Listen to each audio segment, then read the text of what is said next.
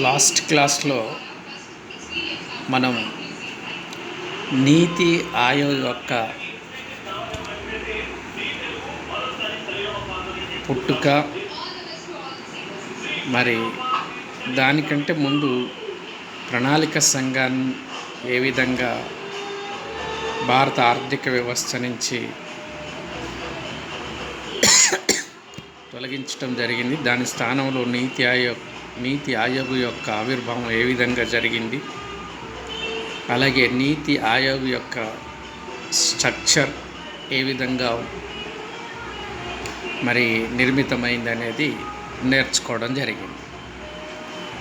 దానికి కొనసాగింపుగానే ఈ క్లాస్లో మనం నీతి ఆయోగ్ యొక్క ఆబ్జెక్టివ్స్, నీతి ఆయోగ్ యొక్క ఫంక్షన్స్, అలాగే నీతి ఆయోగ్కి గతంలో ఉన్నటువంటి ప్రణాళిక సంఘానికి గల మరి భేదాలు ఏంటి, సారూప్యతలు ఏంటి అనేది మనం ఈరోజు క్లాస్లో డిస్కస్ చేయడం జరుగుతూ ఉంటుంది.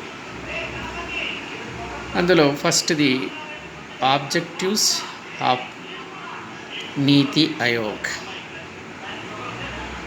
మరి భారతదేశంలో గత 50 సంవత్సరాల్లో ప్రణాళికా సంఘం ద్వారా ఏదైతే అనుకున్నటువంటి అభివృద్ధిని సాధించలేకపోయినామో, అనేకమైనటువంటి లోపాలు తొలగించి మరి త్వరితంగా అభివృద్ధిని సాధించాలనేటువంటి ఉద్దేశంతో కేంద్ర రాష్ట్రాల మధ్య కోఆపరేటివ్ ఫెడరలిజాన్ని అభివృద్ధి చేయాలని చెప్పేసి, అలాగే అభివృద్ధి విషయంలో డీసెంట్రలైజేషన్కి ప్రాధాన్యత ఇస్తూ ఒక థింక్ ట్యాంకర్గా మరి ఏర్పడినటువంటి నీతి ఆయోగ్ మరి కొన్ని ఆబ్జెక్టివ్స్ తోటి భారత ఆర్థిక వ్యవస్థలో ఇటు కేంద్ర రాష్ట్రాలకి ఆర్థిక అభివృద్ధిలో మరి తగినంత సలహాలను, తన యొక్క పాత్రని పోషిస్తుందని చెప్పుకోవచ్చు.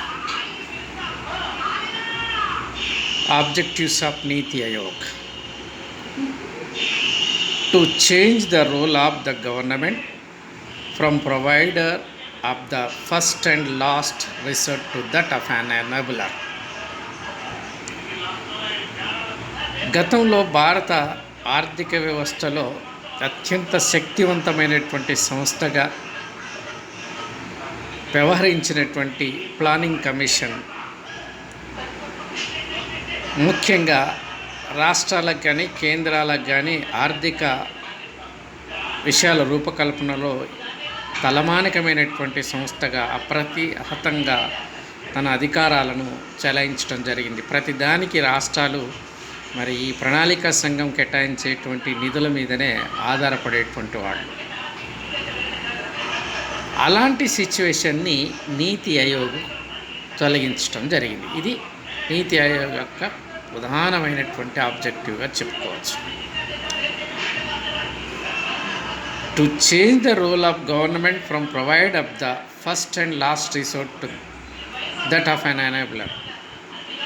ప్రతి దానికి దేశ ప్రజలు ప్రభుత్వం ఏమి ఇస్తుంది, ప్రభుత్వం ఏం చేస్తుంది అనేటువంటి స్థితిలో ఉన్నారు. ఇప్పుడు అలా కాదు. ప్రభుత్వం ప్రజలని ప్రోత్సహించే విధంగా ఉంటుంది తప్ప ప్రజలకి డైరెక్ట్గా ఎలాంటి సహాయ సహకారాలు కానీ పథకాలు కానీ అందించేటువంటి అవకాశం లేదు. కాబట్టి ఇదొక మంచి పరిణామంగా చెప్పుకోవచ్చు. సో గవర్నమెంట్ యొక్క పాత్రని ఈ ఎకనామిక్ పాలసీస్లో పరిమితం చేయడం జరిగింది. ఇదేమైనా అవకాశాలను ప్రొవైడ్ చేస్తుందే తప్ప మరి ఇంకే విధమైనటువంటి పాత్రని పోషించదని చెప్పేసి గవర్నమెంట్ యొక్క పాత్రని మరి నిర్వచించడం జరిగింది. Second one, to focus on a mix of agricultural production with food security at the base to benefit the farmers. So నీతి ఆయోగ్ వ్యవసాయ రంగానికి, ఫుడ్ సెక్యూరిటీకి ఒక సంబంధాన్ని నెలకొల్పడానికి మరి మంచి మార్గాన్ని వేసిందని చెప్పుకోవచ్చు. మరీ ముఖ్యంగా దేశంలో ఆహార భద్రతకి మనం వ్యవసాయ రంగం మీద ఆధారపడుతున్నాం. కాబట్టి వ్యవసాయ రంగాన్ని అభివృద్ధి చేయాలి.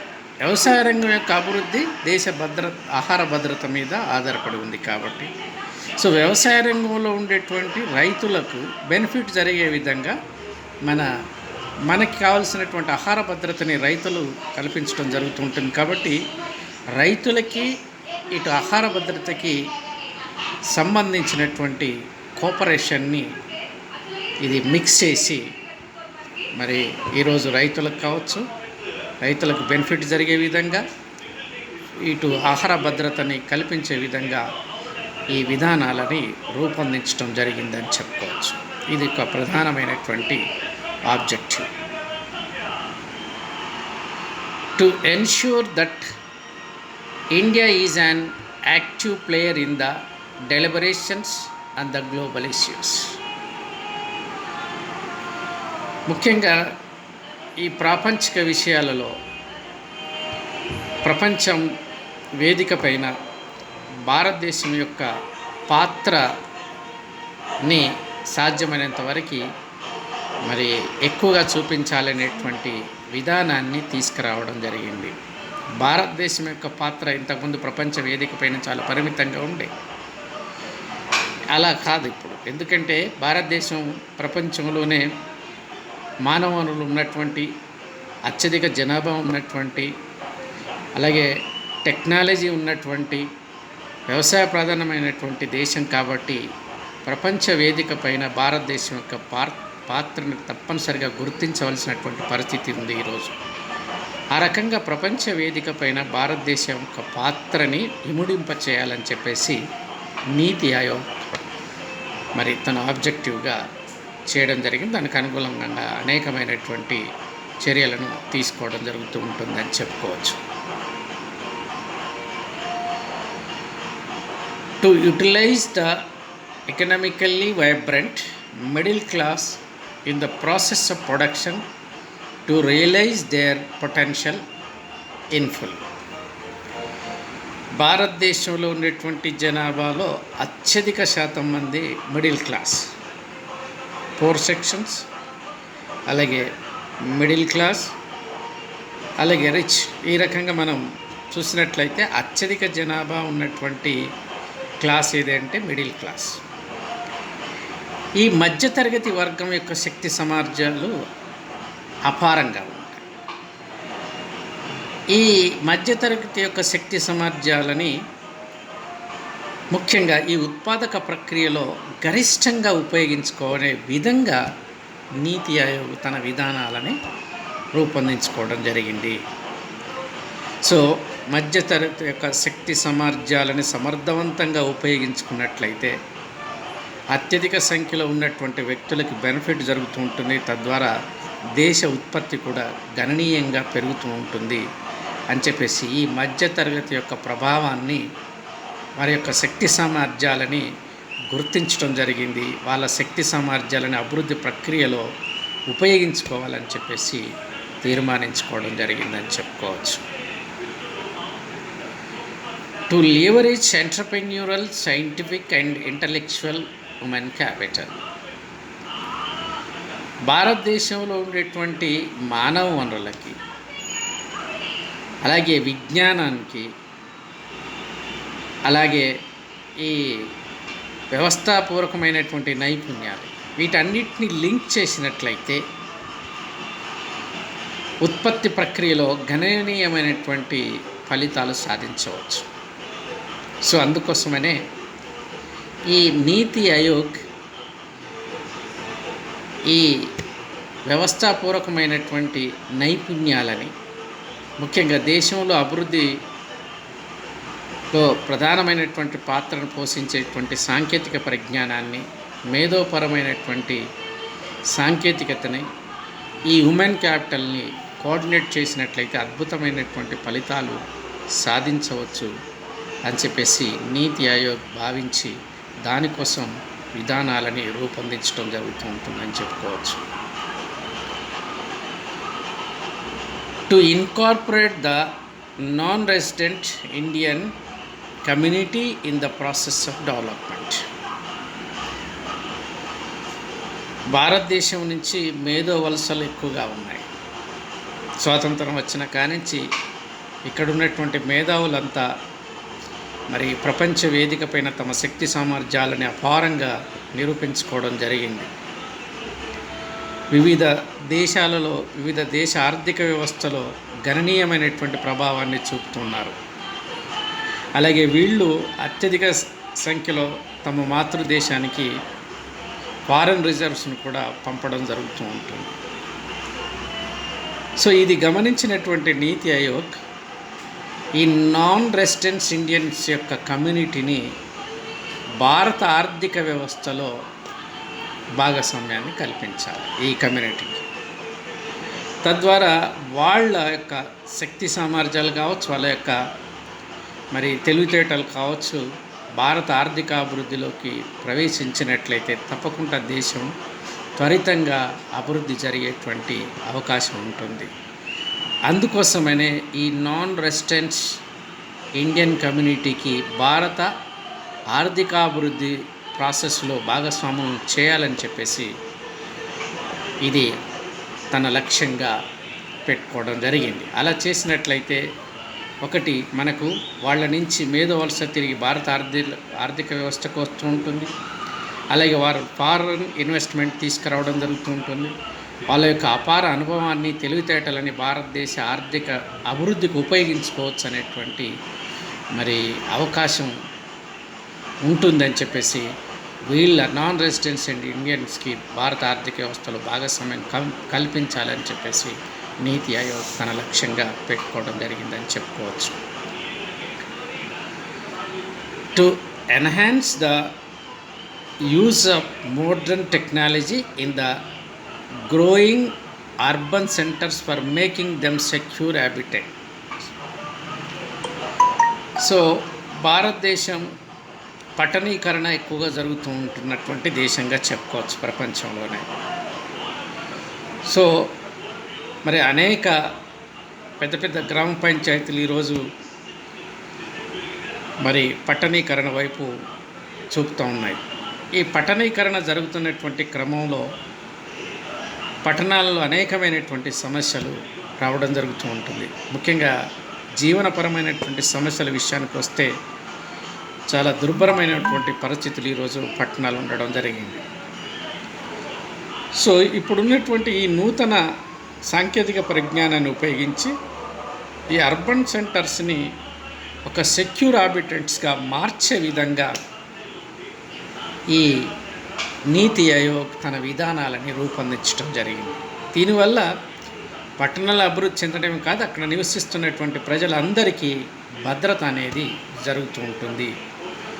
సో ఆ రకమైనటువంటి భద్రతాపరమైనటువంటి చర్యల కోసం పట్టణాలలో ముఖ్యంగా ఆధునిక సాంకేతిక పరిజ్ఞానాన్ని మరియు విరివిగా ఉపయోగించుకున్నట్లయితే ఇటు పట్టణాలు త్వరితంగా అభివృద్ధి జరుగుతాయి, భద్రత ఎక్కువగా ఉంటుందని చెప్పేసి నీతి ఆయోగ్ తన విధానాలని రూపొందించడం జరుగుతూ ఉంటుందని చెప్పుకోవచ్చు. To promote good governance through the use of technology. So good గవర్నెన్స్ని ప్రమోట్ చేయాలి, ట్రాన్స్పరెన్సీ ఉండాలి ప్రభుత్వ విధానాలలో, అన్యాయానికి లంచగొండితనానికి చోటు లేకుండా ఉండాలి, అందవలసినటువంటి పథకాలు పేద ప్రజలకు అందాలి. మరి పరిపాలనలో ఈ ట్రాన్స్పరెన్సీ కనుక ఉన్నట్లయితే అందవలసినటువంటి పథకాలు ప్రజలకు అందుతాయి. తద్వారా వాళ్ళు అభివృద్ధి చెంది దేశం కూడా త్వరితంగా అభివృద్ధి చెందేటువంటి అవకాశం ఉంటుంది. అందుకోసమే గుడ్ గవర్నెన్స్ని ప్రమోట్ చేస్తూ ఉంటుంది నీతి ఆయోగ్. ఈ గుడ్ గవర్నెన్స్ని ప్రమోట్ చేయాలంటే విరివిగా ప్రభుత్వ పథకాలలో మరి టెక్నాలజీని ఉపయోగించాలి. ఎక్కడ కూడా అవకతవకలు జరగకుండా మరి నిష్పక్షపాతంగా నిజాయితీగా ప్రభుత్వం మరి పథకాలు ప్రజల యొక్క మరి అవసరాలు ప్రభుత్వానికి తెలిసే విధంగా ఈ గుడ్ గవర్నెన్స్ ఉపయోగపడుతుంది. కాబట్టి పరిపాలనలో టెక్నాలజీని కనుక ఉపయోగించినట్లయితే ఇటు ప్రజలకి ప్రభుత్వానికి అనుసంధానత పెరిగి మరి ప్రజా సంక్షేమం కోసం తీసుకునేటువంటి చర్యలు మరి ప్రజలకు చేరే విధంగా, అలాగే ప్రజల యొక్క బాధలు మరి ఆర్థిక తీరుతెన్నులు వాళ్ళ పరిస్థితులు ప్రభుత్వం తెలుసుకునే విధంగా ఈ గుడ్ గవర్నెన్స్ ఉపయోగపడుతుందని చెప్పేసి దీన్ని ఎక్కువగా నీతి ఆయోగ్ ప్రమోట్ చేయడం జరుగుతూ ఉంటుంది. సో ఈ రకంగా మరి ఈ 8 రకాల ఆబ్జెక్టివ్స్ కోసం భారత ఆర్థిక వ్యవస్థని త్వరితంగా అభివృద్ధి చేయడం, ప్రజలందరికీ మంచి పరిపాలనని అందించడం, ఆర్థికాభివృద్ధిలో నాన్ రెసిడెన్షియల్ యొక్క పాత్రని కల్పించడం, మిడిల్ క్లాస్ యొక్క పొటెన్షియాలిటీని ఆర్థికాభివృద్ధిలో ఉపయోగించుకోవటం, ఈ అన్ని అంశాల ద్వారా ప్రజలందరికీ మరి అభివృద్ధి ఫలాలు అందే విధంగా, అభివృద్ధి ప్రక్రియలో దేశ ప్రజలందరినీ భాగస్వాములను చేసే విధంగా, సుపరిపాలన అందించే విధంగా తన లక్ష్యాలని నిర్దేశించుకొని అమలు చేస్తూ ఆర్థిక అభివృద్ధికి దోహదం చేసేటువంటి సంస్థగా మనం నీతి ఆయోగ్ని చెప్పుకోవచ్చు. సో ఆ రకంగా నీతి ఆయోగ్ తాను ఏర్పాటు చేసుకున్నటువంటి లక్ష్యాలను సాధించడం కోసం ఏ విధంగా తన విధులని నిర్వర్తిస్తుంది, దాన్నే మనం ఫంక్షన్స్ ఆఫ్ నీతి ఆయోగ్లో డిస్కస్ చేయవచ్చు. ఫంక్షన్స్ ఆఫ్ నీతి ఆయోగ్లో కనుక ఫస్ట్ చూసినట్లయితే, it will facilitate to transform India into cooperative and competitive federalism. National agenda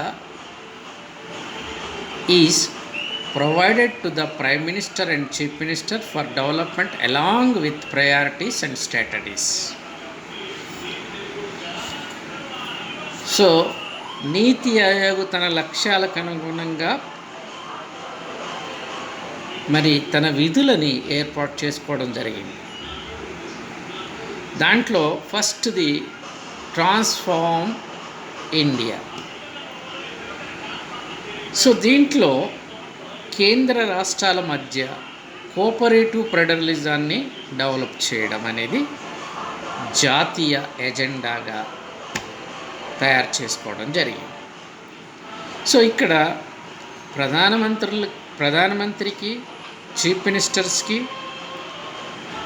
ముఖ్యంగా అనేక వ్యూహాలను రూపొందించడంలో భాగస్వామ్యులను చేస్తూ స్టేట్స్ లేదా ముఖ్యమంత్రుల యొక్క ప్రయారిటీస్ని మరి కేంద్రం గుర్తించడం, దానికి అనుగుణంగా చర్యలను తీసుకోవడం, ఇరువురి మధ్య చక్కటి మరి రాజకీయ అలాగే ఆర్థిక పరిపాలనాపరమైనటువంటి సంబంధాలను నెలకొల్పినట్లయితే మరి అది కోఆపరేటివ్ ఫెడరలిజానికి దారితీయడమే కాకుండా మంచి ఆర్థికాభివృద్ధిని, సుహృద్భావ వాతావరణంలో దేశం అభివృద్ధి చెందుతుందని భావించి దానికి అనుగుణంగా ఈ నేషనల్ ఎజెండాని అమలుపరిచి, నేషనల్ ఎజెండాని తయారు చేసి దానికి అనుగుణంగా మరి ఇది వ్యవహరించడం జరుగుతూ ఉంటుందని చెప్పుకోవచ్చు. It introduces bottom up model through decentralised planning. It prepares vision and scenario plans for the states and nations. So ఇక్కడ మనం ప్రణాళిక సంఘమేమో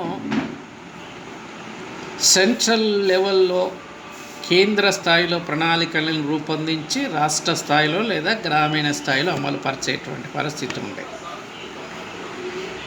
నీతి ఆయోగ్ అలా కాదు. నీతి ఆయోగ్ తన ప్రధానమైనటువంటి విధి ఏంటంటే బాటమ్ అప్ మోడల్, అంటే కింది స్థాయి నుంచి క్షేత్రస్థాయిలో ప్రణాళికలను రూపొందించి పై స్థాయి ద్వారా అమలు చేయడం.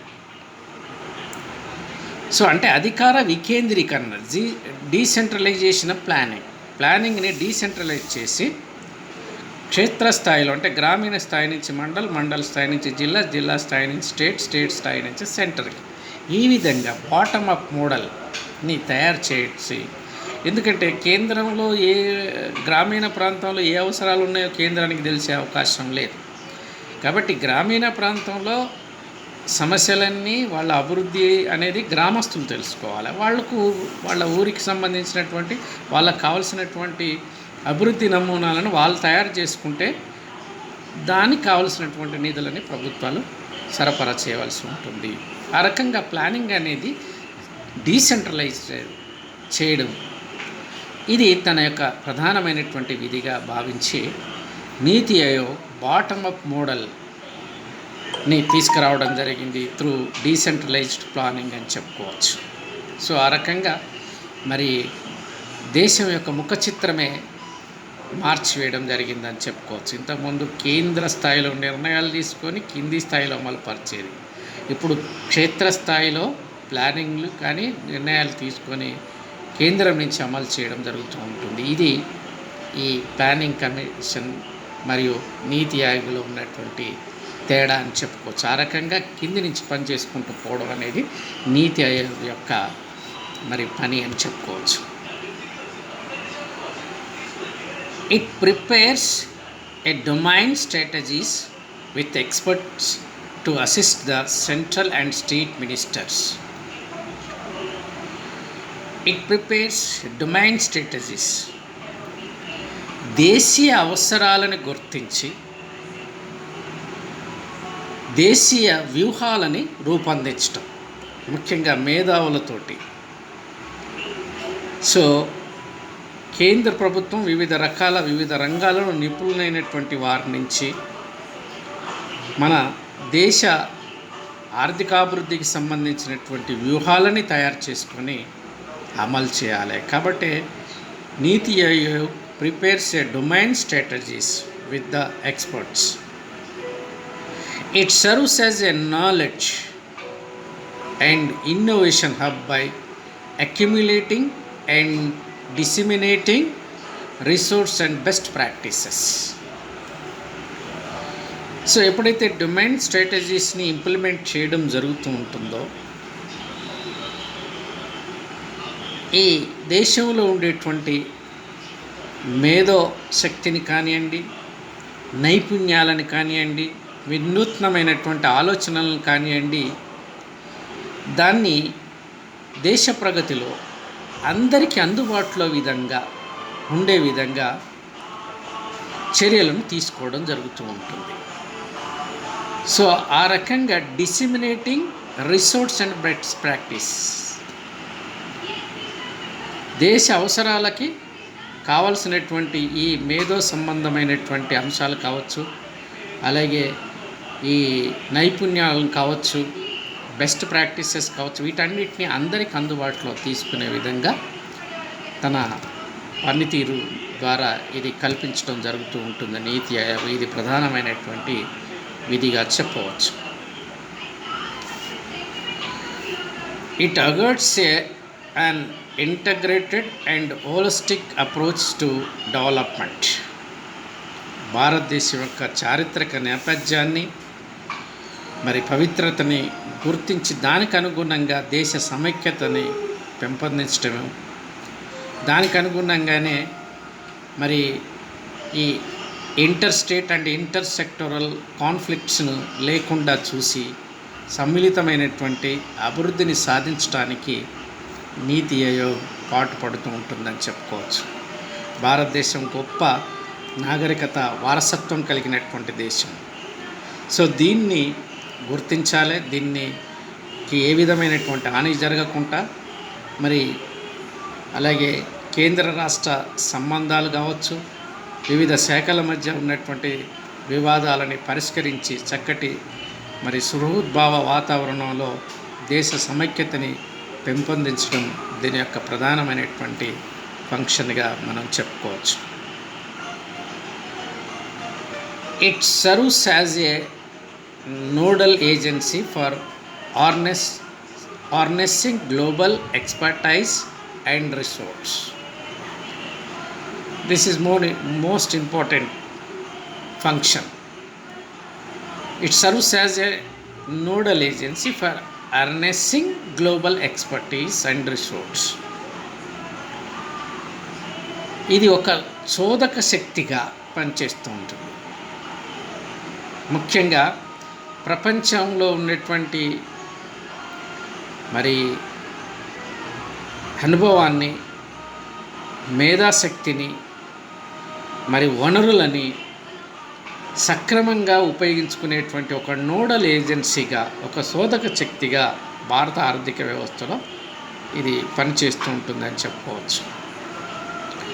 It acts as a consultant to the central and state governments and policies, programmes and skills in governance. కేంద్ర రాష్ట్ర ప్రభుత్వాలకి పాలసీస్ని రూపొందించడం, ప్రోగ్రామ్స్ని అమలు చేయడం, సో ఆ రకంగా అనేక నైపుణ్యాలలో కేంద్ర రాష్ట్రాల మధ్య సహకారాన్ని అందిస్తూ మరి ఇది ఒక నోడల్ ఏజెన్సీగా, ఒక చోదక శక్తిగా వ్యవహరించడం, ఆర్థిక వ్యవస్థలో వ్యవహరించడం జరుగుతూ ఉంటుంది అని చెప్పుకోవచ్చు. It enables capacity building and technology upgradation. So మరీ ముఖ్యంగా భారతదేశ శక్తి సామర్థ్యాలని ఇముడింపజేయడం, మరి కొత్త సాంకేతిక పరిజ్ఞానాన్ని మనం అమలు చేయడం, ఉన్న సాంకేతికతని మరి మెరుగుపరచుకోవడానికి ఈ నీతి ఆయోగ్ దోహదం చేస్తుంది అని చెప్పుకోవచ్చు. Finally it monitors the implementation of the policies, programmes and evaluate their impact. ఇంకా అన్నిటికంటే ముఖ్యంగా మానిటరింగ్ ఏజెన్సీగా పనిచేస్తుంది. దేనికి మానిటరింగ్ ఏజెన్సీగా పనిచేస్తుంది అంటే, ముఖ్యంగా కేంద్ర రాష్ట్ర ప్రభుత్వాలు వారి అభివృద్ధి వ్యూహాలకు అనుగుణంగా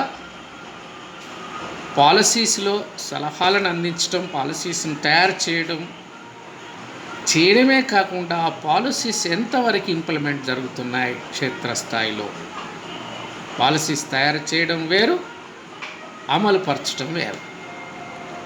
సో ఆ రకంగా it's act as a monitor agency in implementation of the policies, programs.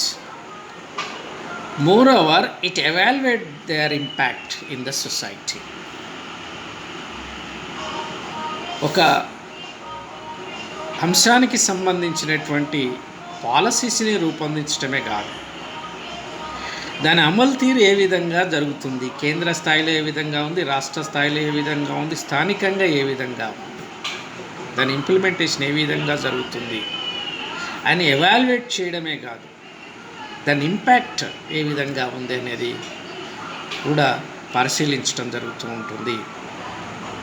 ఒక నిర్ణయం కావచ్చు, ఒక పథకం కావచ్చు, మరి ఒక వ్యూహం కావచ్చు, ఆర్థిక వ్యవస్థలో మరి ప్రజలపైన, ఆర్థిక వ్యవస్థ పైన దాని యొక్క ప్రభావం ఎంతవరకు ఉంది అనేది ఎవాల్యుయేట్ చేస్తూ ఉంటుంది. ఇది నిరంతరంగా కొనసాగేటువంటి ప్రక్రియని చేపట్టడం జరుగుతూ ఉంటుందని చెప్పుకోవచ్చు. సో ఆ రకంగా భారత ఆర్థిక వ్యవస్థలో నీతి ఆయోగ్ అనేది ఒక థింక్ ట్యాంక్గా పనిచేయడమే కాకుండా పాలసీస్ని క్షేత్రస్థాయిలో నుంచి మరి రూపకల్పన చేసి మరి దాని అమలు తీరు కూడా ఏ విధంగా జరుగుతూ ఉంటుంది, మరి ఆర్థిక వ్యవస్థకు సంబంధించినటువంటి మరి ఒక శోధక శక్తిగా పనిచేయడం జరుగుతూ ఉంటుంది. కేంద్ర రాష్ట్ర ప్రభుత్వాలకి మరి కన్సల్టెంట్గా వ్యవహరించడం జరుగుతూ ఉంటుంది. ముఖ్యంగా పాలసీస్ని అమలు చేయడంలో, అని చెప్పుకోవచ్చు. ఈ రకంగా భారత ఆర్థిక వ్యవస్థ మరి ముఖ చిత్రాన్ని మార్చి వేసినటువంటి సంస్థలలో నీతి ఆయోగ్ అని ఒకటి చెప్పుకోవచ్చు. సో గతంలో మనం ప్రణాళికా సంఘాన్ని చూసాం. ప్రణాళికా సంఘం అంతా కేంద్రీకృత వ్యవస్థ. అలాగే ప్రతిదానికి ప్రజలు గవర్నమెంట్ తీసుకునేటువంటి నిర్ణయాల కోసం ఎదురు చూసేటువంటి వాళ్ళు.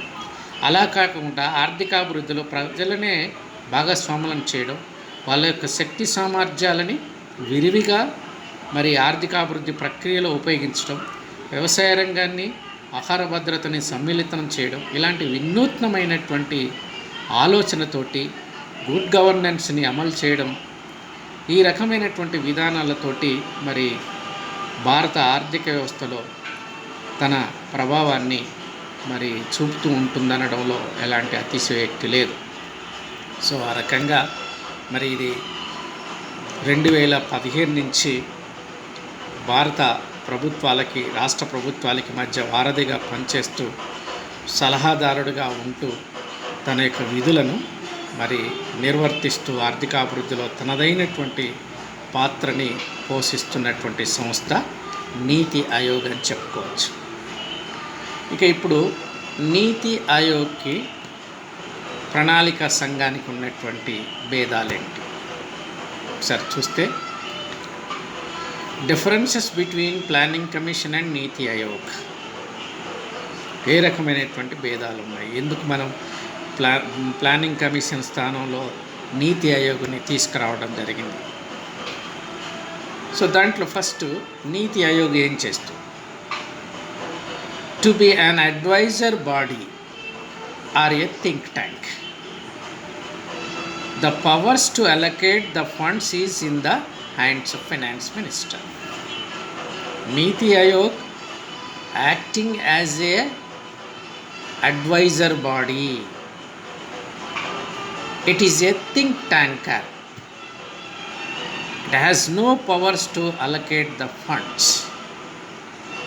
The allocation power of funds is in the hands of finance minister. But ప్రణాళికా సంఘాన్ని చూస్తే it enjoyed the powers to allocate funds to ministers and state governments. మొత్తం కూడా తన దగ్గరనే అధికారాలని కట్టిపెట్టుకోవడం జరిగింది ప్రణాళికా సంఘం. రాష్ట్రాలన్నీ కూడా ప్రణాళికా సంఘం దయాదాక్షిణ్యాల మీదనే ఆధారపడవలసి వచ్చేది నిధుల కోసం. అట్లాంటి సిచ్యువేషన్ ఇది మార్చివేయడం జరిగిందని చెప్పుకోవచ్చు. సో ఒక రకంగా మరి సూపర్ పవర్ ఆర్థిక శక్తిగా ప్రణాళిక సంఘం వ్యవహరించడం జరిగింది. కానీ నీతి ఆయోగ్ ఓన్లీ థింక్ ట్యాంకర్గా మాత్రమే ఉంటుంది, అడ్వైజర్గా మాత్రమే ఉంటుంది. ఎలాంటి నిధులని ఇది రాష్ట్రాలకు కానీ కేంద్రానికి కానీ ఇవ్వదు, ఓన్లీ అడ్వైజర్ బాడీ మాత్రమే. బట్ ప్రణాళిక సంఘం మాత్రం it enjoys the power of allocation of funds to the state governments or ministers. This is the main difference between Planning Commission and Niti Aayog. Tarvata, the number of full-time members are only 4 in Niti Aayog. Only 4 members, full-time members. Whereas in Planning Commission, the number of full-time members are 8. So, దీంట్లో 4 పూర్తి స్థాయి మరి సభ్యులు ఉంటే 8 మంది ప్రణాళిక సంఘంలో పూర్తి స్థాయి సభ్యులుగా తన విధులను నిర్వర్తించడం జరుగుతూ ఉంటుంది. తర్వాత the number of part time members depending on the needs from time to time. Planning commission no provision for part time members. ఇక్కడ పార్ట్ టైమ్ మెంబర్స్ని తీసుకోవడం జరుగుతూ ఉంటుంది. ఆ తీసుకోవడం కూడా మరి లిమిట్ కానీ ఏమి ఉండదు. It's depending on the need from time to time. కాలానికి అనుగుణంగా, అవసరానికి అనుగుణంగా ఈ పార్ట్ టైం మెంబర్స్ని తీసుకునేటువంటి వెసులుబాటు నీతి ఆయోగ్లో ఉంది. ప్లానింగ్ కమిషన్లో ఆ ప్రొవిజనే ఈ పార్ట్ టైం మెంబర్స్ని తీసుకునేటువంటి అవకాశం లేదని చెప్పుకోవచ్చు.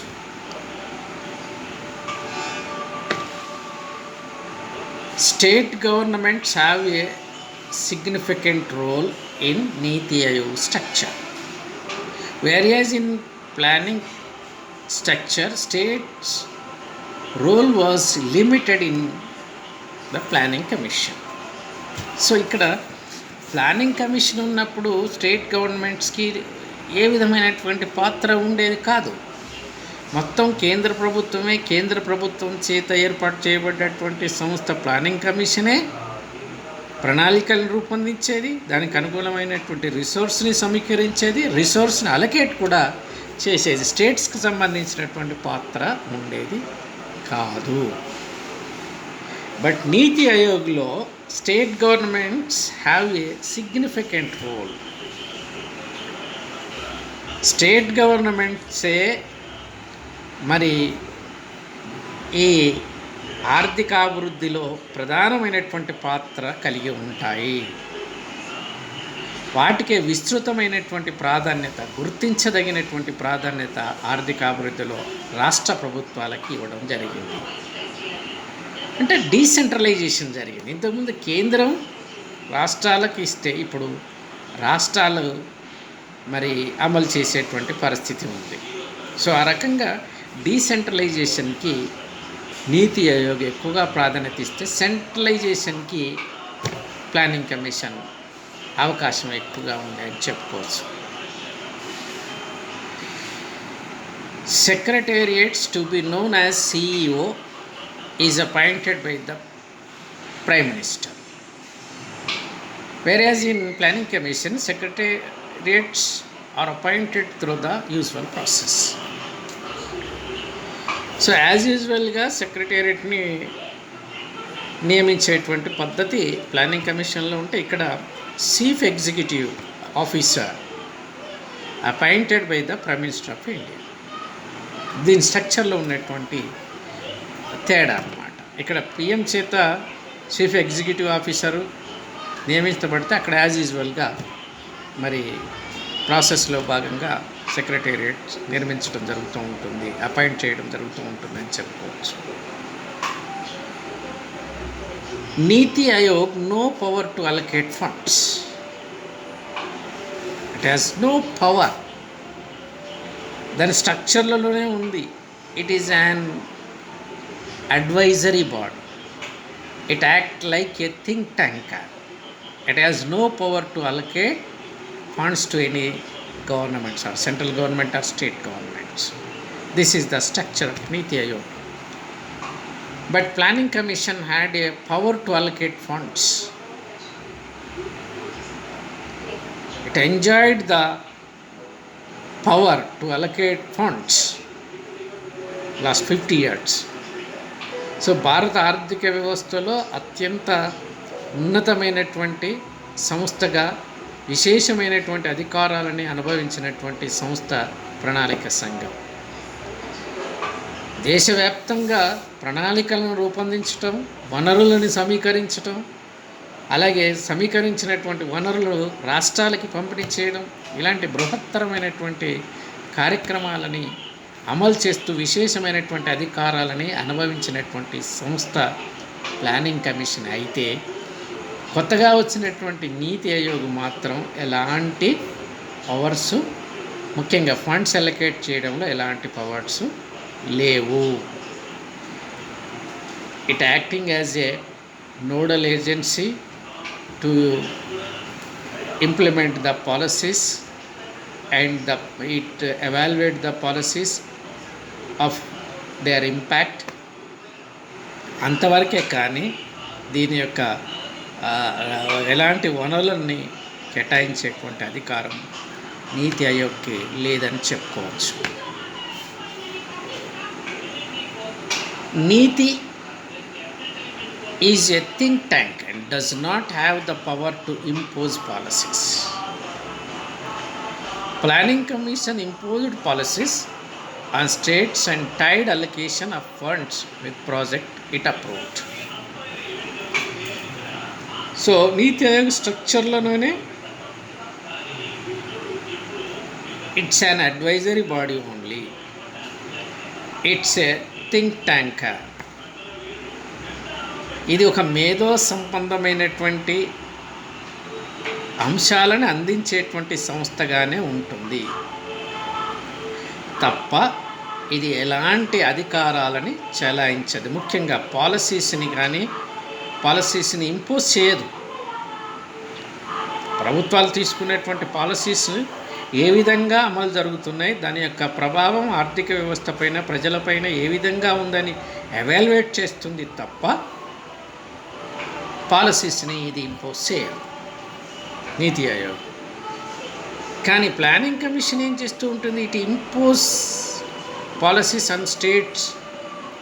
ముఖ్యంగా ఇది కేటాయించినటువంటి నిధులు, ఏ ప్రాజెక్ట్కి అయితే నిధులు కేటాయిస్తుందో మరి ఆ విషయంలో ఈ స్టేట్స్ పైన సంపూర్ణమైనటువంటి మరి తన ప్రణాళికలను అమలు చేయాలనేటువంటి మరి స్ట్రాటజీ ఈ ప్రణాళిక సంఘం కలిగి ఉంటుందని చెప్పుకోవచ్చు.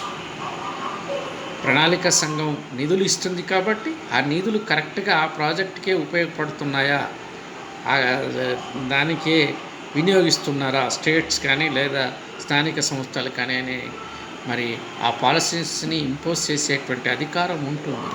కానీ నీతి ఆయోగ్ ఎలాంటి పాలసీస్ని ఇంపోజ్ చేసేటువంటి అధికారం లేదు. It's only advisory body. It's act like a think tank. It had no power to impose policies. తర్వాత consulting states with making policy and deciding on funds allocation. Finally, policy would be result of that. Whereas in planning commission, policy was made by the commission and states were then consulted about their allocation of funds. So ikkada Niti Aayog consulting states while making policy. నిర్ణయాలు అంటే విధానపరమైనటువంటి నిర్ణయాలు, పాలసీస్ని తయారు చేసేటప్పుడు రాష్ట్రాలని consult చేస్తుంది, రాష్ట్రాల యొక్క ప్రయారిటీస్కి ప్రాధాన్యత ఇస్తుంది, రాష్ట్రాల యొక్క అభిప్రాయాలని గౌరవిస్తుంది. బట్ ప్రణాళిక సంఘం policies was made by the commission. పాలసీస్ని కమిషనే తయారు చేస్తుంది. తయారు చేసి వాటిని ఇంప్లిమెంట్ చేయడంలో స్టేట్స్కి మరి కన్సల్ట్ చేస్తుంది తప్ప పాలసీస్ని రూపొందించడంలో స్టేట్స్ యొక్క అభిప్రాయాలను తీసుకోదు. ఇక్కడ వైరుధ్యాలన్నమాట. నీతి ఆయోగ్కి ప్లానింగ్ కమిషన్ ఏమో అందరి అభిప్రాయాలని సేకరిస్తుంది.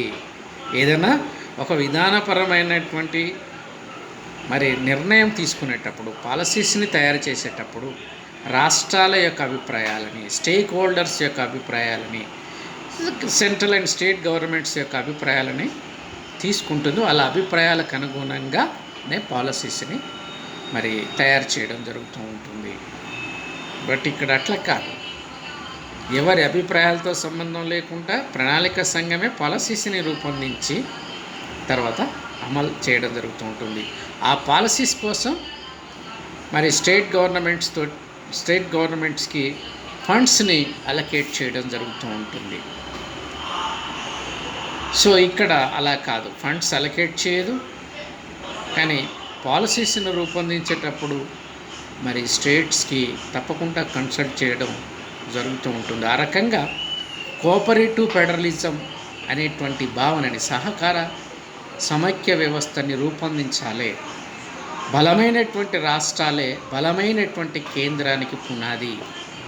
అంటే రాష్ట్రాలు కనుక బాగా అభివృద్ధి చెందితే, రాష్ట్రాలు కనుక శక్తివంతంగా తయారవుతే తప్పకుండా కేంద్ర ప్రభుత్వం కూడా శక్తివంతంగా తయారవుతూ ఉంటుంది. తద్వారా దేశం అనేది మరి అభివృద్ధి చెంది సమైక్యత స్ఫూర్తిని చాటుకుంటుంది అని చెప్పేసి ఈ కోఆపరేటివ్ ఫెడరలిజానికి నాంది పలికినటువంటి సంస్థ నీతి ఆయోగ్ అని చెప్పుకోవచ్చు. అదేమో బలమైనటువంటి ప్రణాళిక సంఘమేమో బలమైనటువంటి కేంద్రాన్ని సపోర్ట్ చేస్తే, కేంద్రానికి విశేషమైనటువంటి అధికారాలని కల్పిస్తూ రాష్ట్రాలకి మరి ఓన్లీ నామినల్ రోల్ మాత్రమే కేటాయిస్తే, నీతి ఆయోగ్ మాత్రం బలమైనటువంటి సమైక్య వ్యవస్థని ఏర్పాటు చేయడంలో తన ఆలోచనని ముందుంచడం జరిగిందని చెప్పుకోవచ్చు.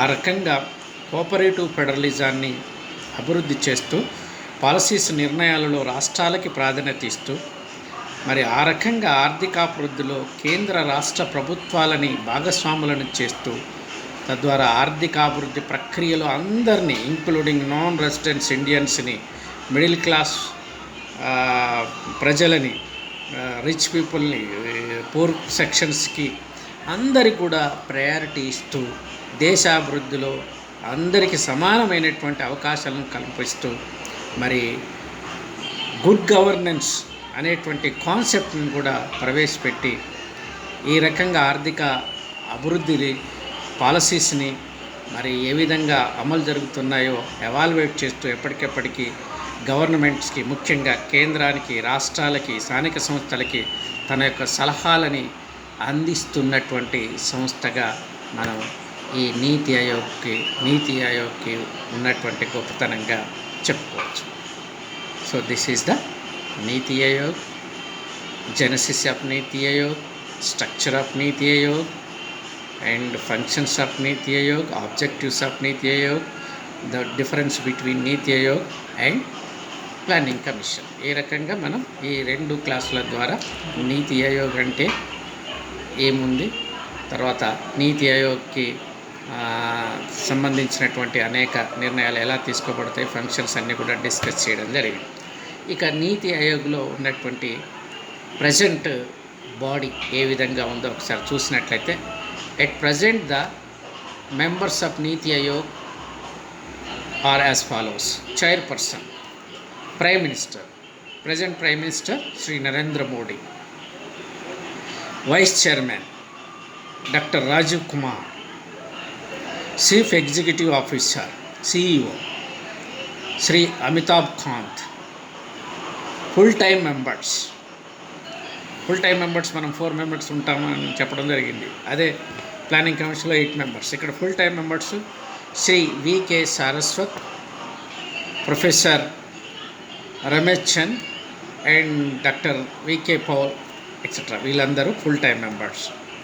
అలాగే ఎక్స్ అఫీషియో మెంబర్స్ చూస్తే శ్రీ రాజ్నాథ్ సింగ్, శ్రీ అమిత్ షా, శ్రీమతి నిర్మలా సీతారామన్, శ్రీ నరేంద్ర సింగ్ తోమర్. కేంద్ర ప్రభుత్వంలో కౌన్సిల్ ఆఫ్ మినిస్టర్స్లో ప్రధానంగా హోంశాఖ మంత్రి అమిత్ షా గారు, అలాగే రక్షణ శాఖ మంత్రి రాజ్నాథ్ సింగ్ గారు, ఆర్థిక శాఖ మంత్రి నిర్మలా సీతారామన్ గారు, అలాగే గ్రామీణాభివృద్ధి శాఖ మంత్రి నరేంద్ర సింగ్ తోమర్, వీళ్ళు మరి ఎక్స్ అఫీషియో మెంబర్గా ఉండడం జరిగింది. అలాగే ఫుల్ టైం మెంబర్లో వికే సారస్వత్, మరి ఇస్రోలో కానీ లేదా మన డిఫెన్స్ డిఆర్డిఓలో మంచి హోదాలో పనిచేసినటువంటి సైంటిస్ట్ ఆయన, professor Ramesh Chand and V K Paul, వీళ్ళంతా ఆయా రంగాల్లో నిష్ణాతులు. సో వీళ్ళని ఫుల్ టైం మెంబర్స్గా, వీళ్ళ యొక్క తెలివితేటలు, వీళ్ళ యొక్క ఆలోచనలు భారత ఆర్థికాభివృద్ధికి పనికి రావాలని చెప్పేసి మరి వాళ్ళని ఫుల్ టైం మెంబర్స్గా తీసుకోవడం జరిగిందని చెప్పుకోవచ్చు. స్పెషల్ ఇన్వైటీస్గా Shri Nitin Jairam Gadkari, honourable minister of transport to the Indian government, Shri Thawar Chand Gehlot, Shri Piyush Goyal, Shri Rao Inderjit Singh, వీళ్ళందరూ కూడా మరి కౌన్సిల్ ఆఫ్ మినిస్టర్లో భాగంగా, ఇండియన్ కౌన్సిల్ ఆఫ్ మినిస్టర్లో భాగంగా ఉన్నారు. స్పెషల్ ఇన్వైటీస్గా ఈ నీతి ఆయోగ్లో మరి ఉండడం జరుగుతూ ఉంటుంది. ఈ స్ట్రక్చర్ తోటి మరి నీతి ఆయోగ్ తన విధులని నిర్వర్తించడం జరుగుతూ ఉంటుందని చెప్పుకోవచ్చు. Thank you.